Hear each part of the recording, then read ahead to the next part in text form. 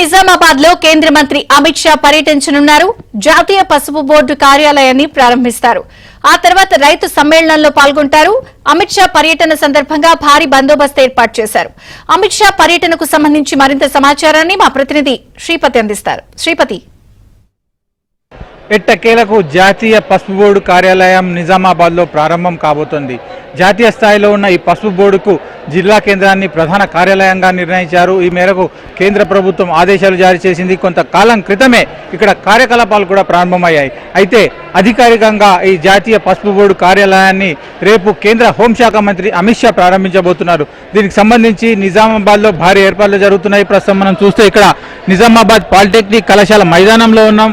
ఇక్కడే అమిత్ షాకు సంబంధించిన బహిరంగ సభ జరగబోతోంది. ప్రధానంగా పసుపు బోర్డు కార్యాలయాన్ని ఏర్పాటు చేయడము, ఆ తర్వాత రైతులతో ఒక సమావేశాన్ని నిర్వహించే నేపథ్యంలో ఈ సభా ప్రాంగణాన్ని తీర్చిదిద్దుతున్నారు. మనం చూస్తే ఈ పాలిటెక్నిక్ కళాశాల మైదానంలో సుమారు 50,000 మంది నుంచి 1,00,000 మంది వరకు కూర్చునే వీలున్న ఏర్పాట్లు జరుగుతున్నాయి.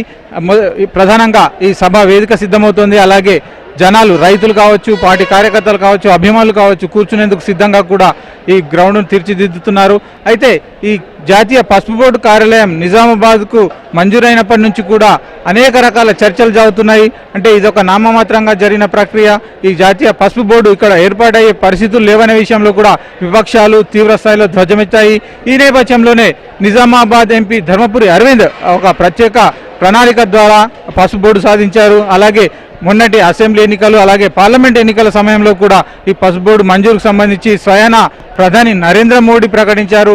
మొదట తెలంగాణకు మంజూరు చేసినట్టుగా ఈ ప్రకటన రాగా, ఆ తర్వాత దీన్ని నిజామాబాద్ కేంద్రంగా కార్యకలాపాలు సాగించేలా కూడా ఇక్కడ నిర్ణయాలు జరిగాయి. ఈ మేరకు కేంద్ర ప్రభుత్వం పూర్తి స్థాయి ఏర్పాట్లు చేసింది.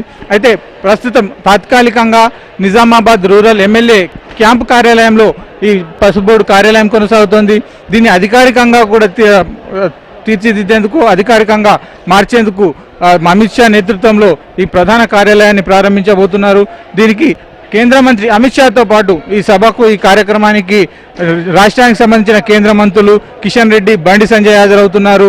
అలాగే వివిధ స్థాయిల జాతీయ, రాష్ట్ర స్థాయి నాయకులు కూడా ఈ కార్యక్రమానికి రాబోతున్నారు. అయితే అమిత్ షా ఈ పర్యటన నేపథ్యంలో ఈ కార్యక్రమాన్ని సక్సెస్ చేసేందుకు భారతీయ జనతా పార్టీ నాయకులు ముమ్మర ఏర్పాట్లు చేస్తున్నారు.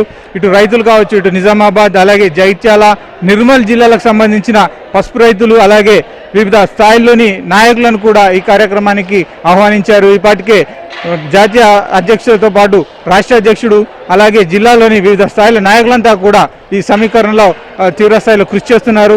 అయితే ఈ పసుపు బోర్డు రావడం అనేది ఒక రాజకీయంగా కూడా కలిసి వచ్చే అంశము.